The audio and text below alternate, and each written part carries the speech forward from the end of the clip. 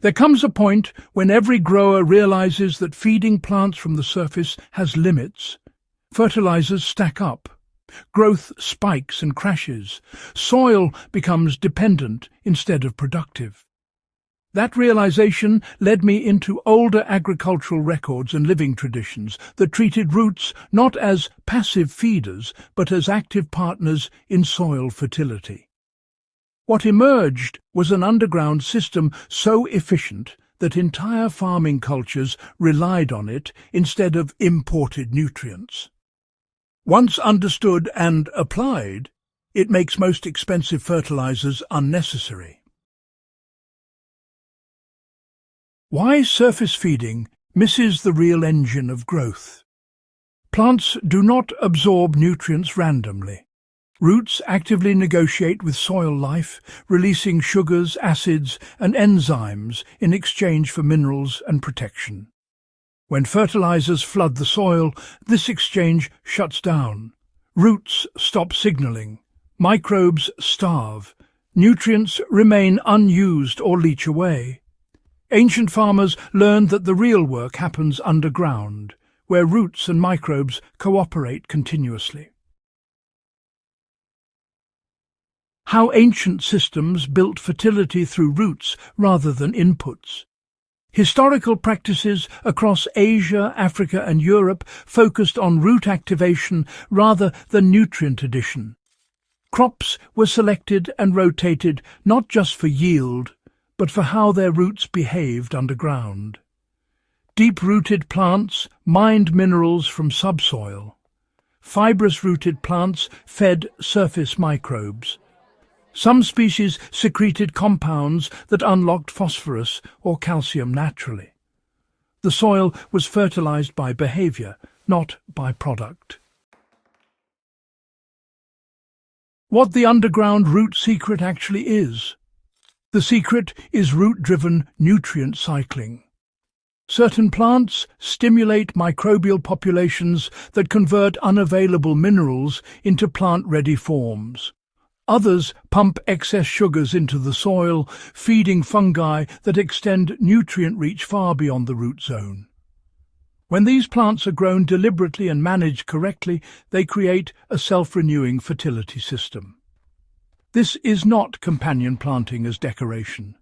It is biochemical engineering through living roots. Now, why does this system, really outperform fertilizers? Well, fertilizers, as we all know, provide nutrients, but they don't offer any structure at all.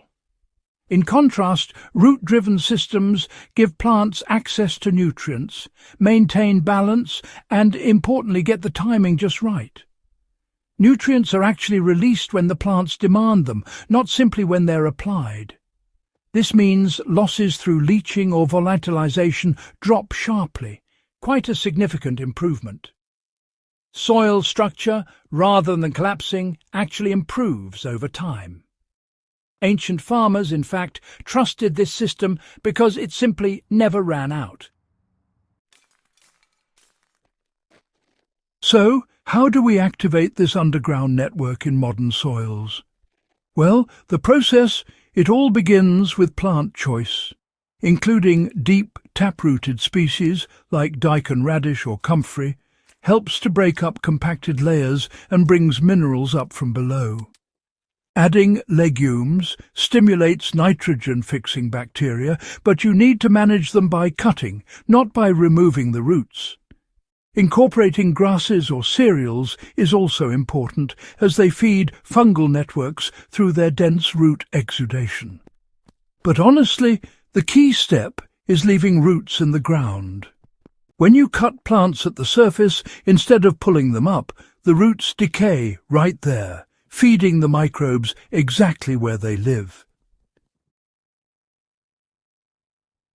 Now, let's talk about how management really replaces fertilization. After a growth cycle, you simply cut the plants at soil level and leave the residues as mulch. The roots then decompose underground, releasing nutrients slowly and at the same time building organic channels for future roots to follow. Each cycle, you see, deepens fertility without needing any additional inputs.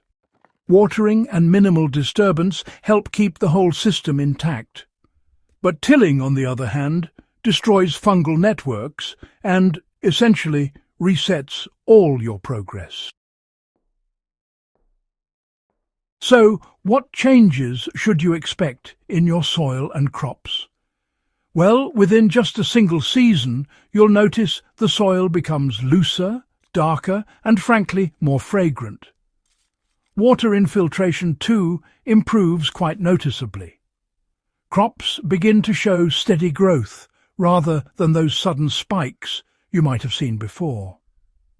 Deficiency symptoms, interestingly enough, start to fade away, even without any direct correction. And over time, you'll find that your need for fertilizers drops dramatically, or might even disappear entirely. This really is fertility that builds rather than burns out. So, why did this knowledge fade from common practice?